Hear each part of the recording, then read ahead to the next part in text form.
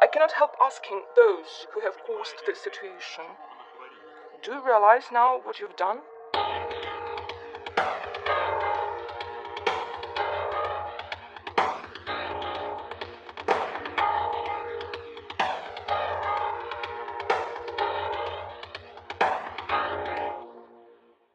Speaking nearly a month ago, President Vladimir Putin at the International Economic Forum in St. Petersburg, Russia, warned the group of international journalists there repeatedly that Europe, the United States, and Russia were drifting towards full-scale war.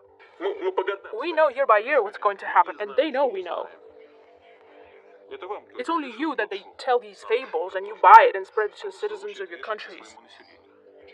Your people do not feel a sense of the impending danger. This is what worries me. How do you not understand that the world is being pulled in an irreversible direction? That is the problem. But they pretend like nothing's going on. I don't even know how to get through to you people anymore. And the big news is, a month later, almost a month later, after we first reported on it, in mid-June, there has been almost no Western coverage of it at all.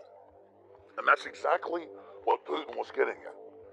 Whether you love Putin or hate Putin, if the leader of Russia, with thousands of intercontinental ballistic missiles and cruise missiles, is telling the West, I don't know how to get through to you, your media is controlled, you're being manipulated, NATO is putting missiles on our borders, we're having to move missiles in, you've overthrown Ukraine, you're on an offensive, you're funding and protecting radical Islam, do you know what you've done?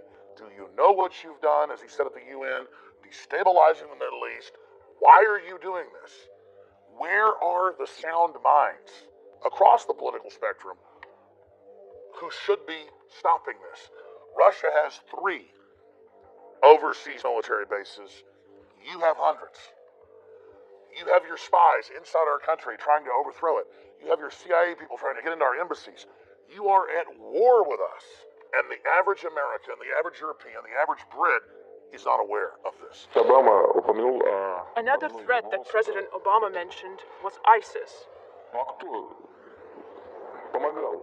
Well, who on earth armed them? Who helped to arm the Syrians that were fighting against Assad? Who created the necessary political climate that facilitated this situation? Who pushed for the delivery of arms to the area? Do you really not understand as to who is fighting in Syria? But the issue of a major world leader saying that we're moving to the brink of war, and it's not in our news, that's the big story. It shows how incredibly controlled things are. Deutsche Bank, one of the biggest banks in the world, is plunging right now. Much bigger than Lehman Brothers.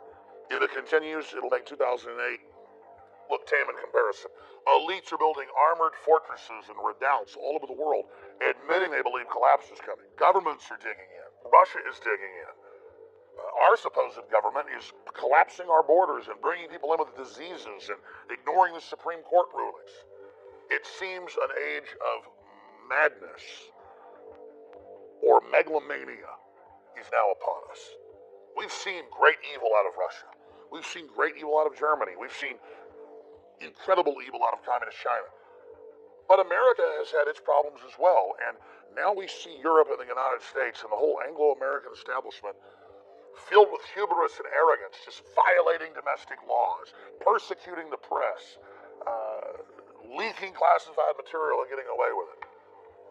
This is the stuff that collapses and major wars and calamities are made of, and most historians point out the parallels between the start of World War I and what we now see happening today, and the parallels with the start of World War II and the climate politically we see today. Even the Pentagon admits that we're probably witnessing one of the most unstable periods in human history right now. But Obama says we've got the best economy ever and the world's the most stable it's ever been. As they do everything they can to push us into crisis. And it's not just the Democrats. They have their establishment Republican cohorts that are working with them. I have never been more concerned about what's happening on the planet today. And if we're able to raise the alarm, you the freedom lovers out there, the the people that want to have a civilization, the people that don't want to have war. If we're able to come together, whether we be black, white, old, young, conservative, libertarian, Catholic, Muslim, whatever it is, we cannot continue to have these conflicts. We cannot continue to have this globalist crisis brand where they stir up the problems, exacerbate the crises, and then gain power out of it. Because all the money in the world is going to be worthless if we have a major nuclear war. And that's what the Russian foreign minister and many others say we're going towards. And Putin is now begging with the press to trigger some type of debate and saying, I can't believe how none of this gets through to the people of the West. Please spread this video far and wide, and hopefully it will spur a debate that can cause some type of chain reaction that reverses our course, or at least changes our course from assured Armageddon. 20 years ago, I would interview people like Nigel Farage, the head of UKIP, when they had a couple members of the British Parliament and a couple members of the EU Parliament. Now it's the fastest growing party in Europe. They just had the British exit the Brexit successfully. Nationalism and anti-globalism is rising. I have seen the power of the people when we take action. And sure, our elites are decadent. Sure, they're inbred. Sure, they're very, very narcissistic and disconnected. But they will pay attention when we, the people, force the issue. And we are forcing the issue on this, as well as many other issues going on here in the United States and around the world. I'm Alex Jones signing off for Infowars.com. If you're watching or listening to this transmission, you are the hope. You are the resistance.